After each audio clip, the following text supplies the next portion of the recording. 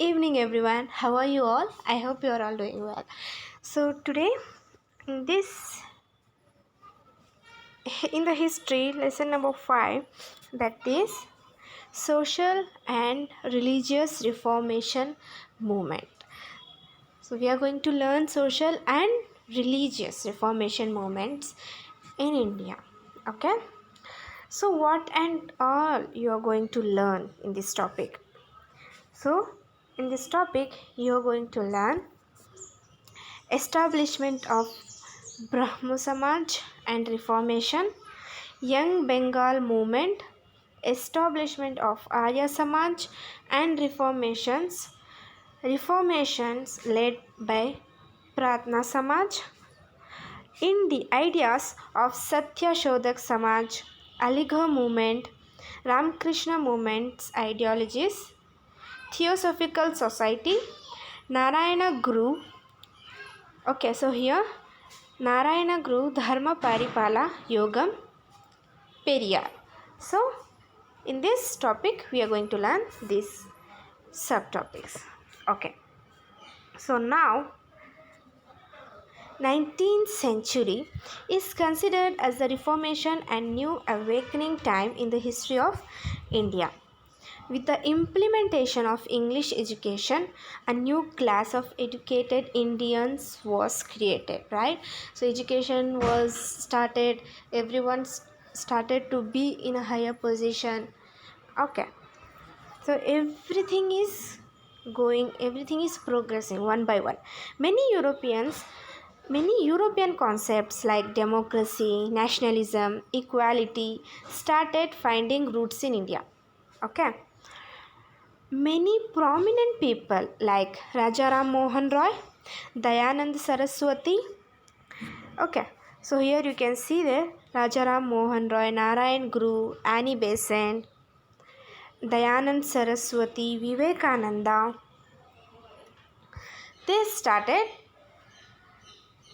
They doesn't want their Indians to face the difficulties that what Europeans are trying to put on us. So here the first thing started, that is Brahmo Samaj. What's this? The founder of the Samaj is Rajaram Mohan Roy. It was started in 1772 and 1833. Just like Rajaram Mohan Roy. Birth in 1772 in Bengal. Education, deep knowledge in Sanskrit, Persian and Arabic literature.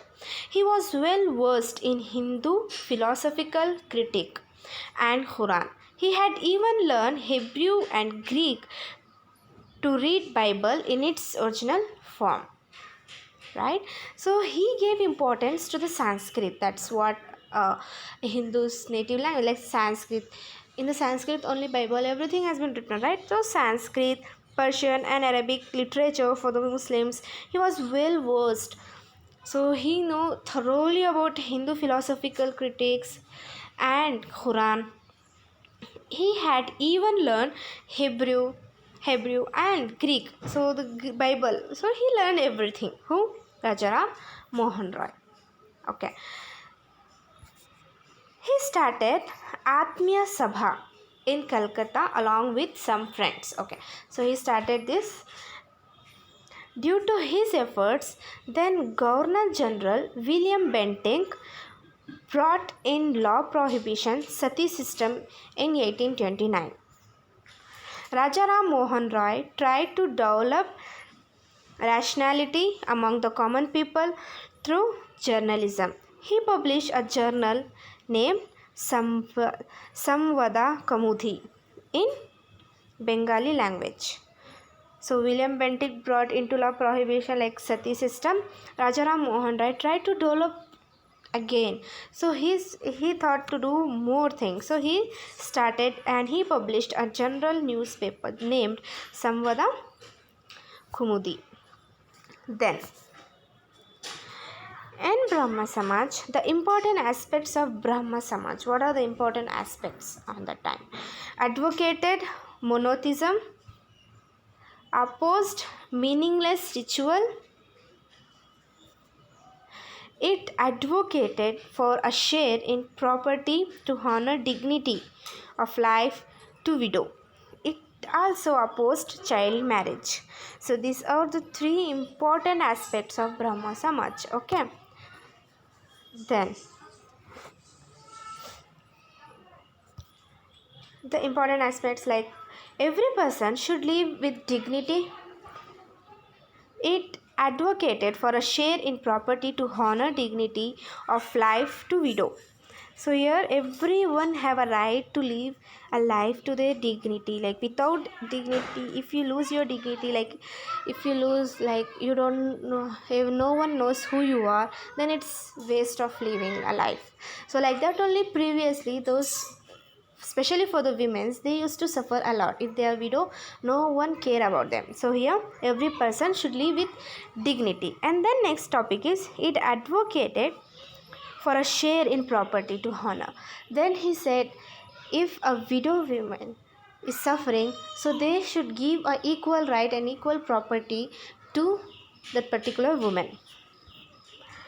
Brahma Samaj declared that one can take good things from anywhere. So the best thing, anyone can go and anyone can take a good things from anywhere. There would be no restrictions, nothing. Youth Bengal movement. So this is a Brahmo Samaj important aspects why it has been started. Okay, and then let's go to the next, that is Youth Bengal movement.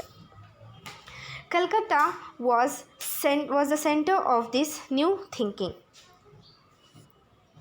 New movements started arising during 1820s and 1830s. During this period, another movement called Young Bengal movement took birth. This movement was started by Henry Louis Vivian Desrosiers. So this movement was started by Henry Louis Vivian Desrosiers. His father was a Portuguese and his mother was an Indian.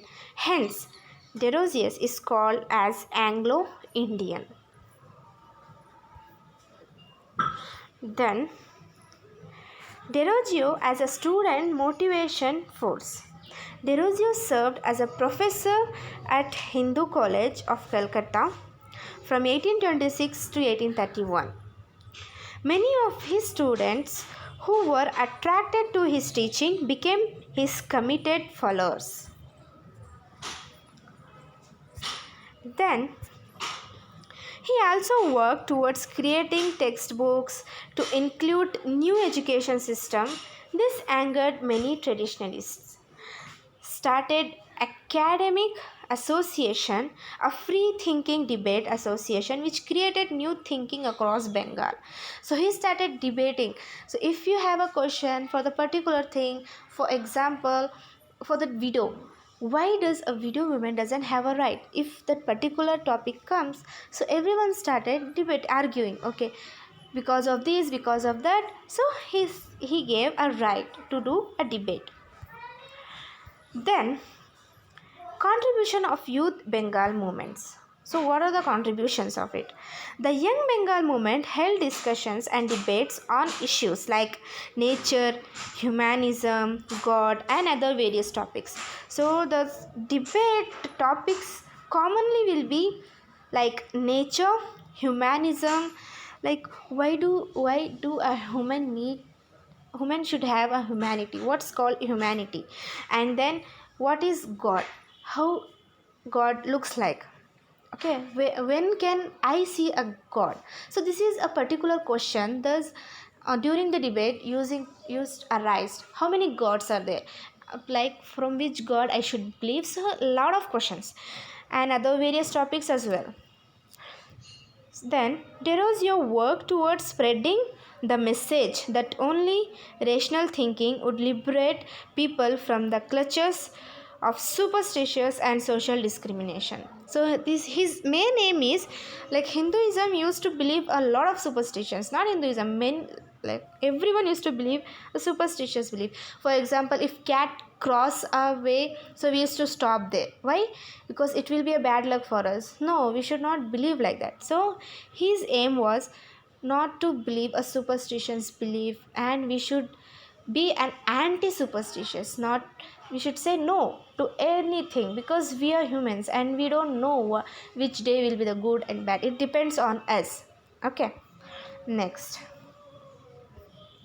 Then contribution of the Youth Bengal. First, he was an advocate of women's rights and opposed caste based discrimination. So he was an advocate person who then, and as like that only, he started to giving a lot of importance to whom many of his students who had come from traditional families were deeply influenced by Derosius thoughts and joined their hands in spreading the movements across Bengal.